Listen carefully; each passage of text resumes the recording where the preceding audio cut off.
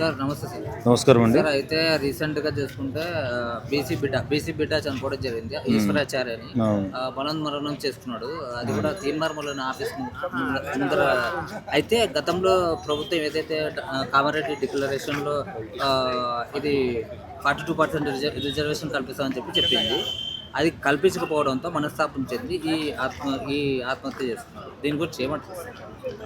వాస్తవంగా ఇలాంటి ఆత్మహత్యలు అనేది కరెక్ట్ కాదండి.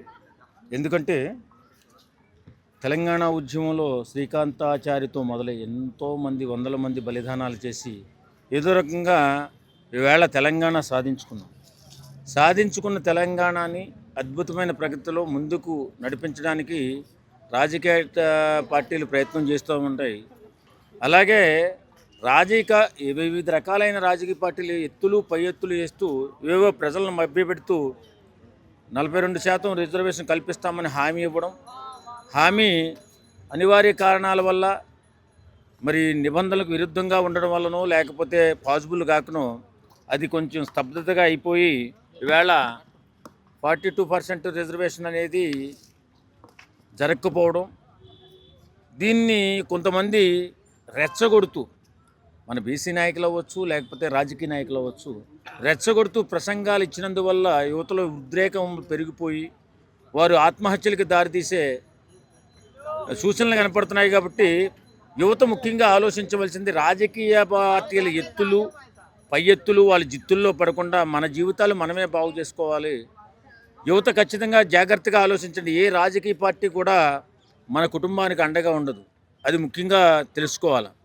వాళ్ళు ప్రాబల్యం కోసం వారు ఇప్పుడు రాజకీయ పార్టీలు ఎలాగైపోయిన దోపిడీదారులుగా తయారైపోయారు, ఆర్థిక నేరస్తులుగా తయారైపోయారు.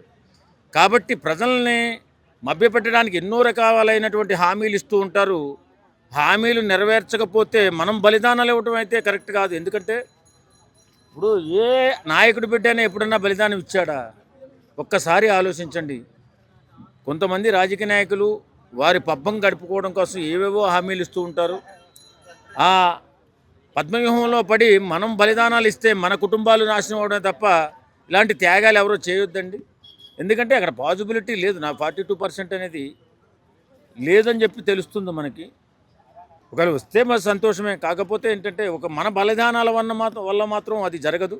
కాబట్టి రాజకీయ పార్టీల ఎత్తుల్లో పడకుండా మన జీవితాలను మనం సక్రంగా మన కుటుంబాలను మనం మంచిగా చూసుకుని మనం ముందుకెళ్ళాలి తప్ప ఇలా బలిదానాలు ఇచ్చి మీ కుటుంబాల కడుపు కోతకు గురి కాకూడదు. యువతకు ముఖ్యంగా మనవి చేసుకునేది ఏంటంటే నిజంగా చాలా బాధాకరం ఇవాళ జరిగినటువంటి ఆ సంఘటన. ఇప్పుడు కావాలని రెచ్చగొడుతున్నాడు తీన్మార్మల్. అతను రాజకీయ నాయకుడే.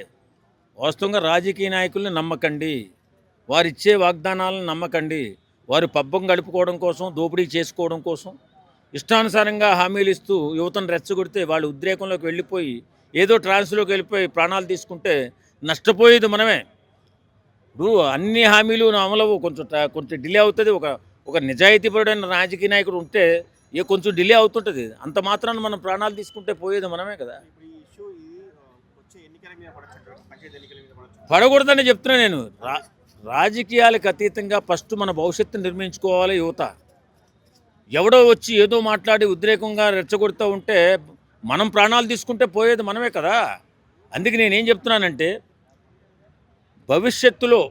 మన భవిష్యత్తు ఎవడైతే మనం నిర్మించగలుగుతాడో అలాంటి నాయకులను ఎన్నుకున్నాం, తప్పులేదు. కానీ క్షణికావేశం మీదతో మాత్రం నిర్ణయాలు తీసుకోకండి. రాజకీయ నాయకులు నమ్మకండి. అసలు ఇంకో 1 వీక్లో పంచాయతీ ఎలక్షన్స్ నడుస్తున్నాయి తెలంగాణలో. సో ఈ ఎఫెక్ట్ అనేది కాంగ్రెస్ మీద పడుతుందంటారా? ఈ ఎఫెక్ట్ కాంగ్రెస్ మీద పడుతుందో లేదో పక్కన పెడితే ప్రాణం అయితే పోయింది కదా, బలిదానం అయితే జరిగింది కదా. మరొక బలిదానం జరగకుండా చూసుకోవాల్సిన బాధ్యత మన అందరిపైన ఉంది. వాళ్ళు రాజకీయ నాయకులుగా ఎదగడానికి ప్రయత్నం చేస్తూ ఉంటారు. నేనేమంటానంటే ఒక రాజకీయ పార్టీని నిందించడానికి మీరు అడుగుతుంటే నేను సమాధానం చెప్పను. ఏ రాజకీయ పార్టీ అయినా, ప్రతి రాజకీయ పార్టీ కూడా వారు పేరు పెంచుకోవడం కోసం, వారు పబ్బం గడుపుకోవడం కోసం యువతను రెచ్చగొట్టి ఇలా ప్రాణాలు పోయేలా చేస్తున్నారు. ఆ క్షణికావేశంతోనో, ఆ ఉద్రేకంతోనో మా నాయకుడు ఇలా మాట్లాడాడు కదా అని ప్రాణం తీసేసుకుంటే మొత్తం ఆ కుటుంబం దౌర్భాగ్య స్థితిలోకి వెళ్ళిపోయే పరిస్థితి వస్తుంది. కాబట్టి యువత ముఖ్యంగా ఆలోచించేదంటే మన కెరీర్ మీద ఆలోచించండి. మనం బాగా చదువుకుని చక్కటి ఉద్యోగాలు చేసుకుంటూ తల్లిదండ్రులను జాగ్రత్తగా చూసుకోవాలి తప్ప ఈ రాజకీయ కుతంత్ర రాజకీయ నాయకులు చేసేటటువంటి ప్రసంగాలకి మీరు ఆకర్షితులై ప్రాణాలు తీసుకోవద్దని చెప్పి కోరుకుంటున్నాను.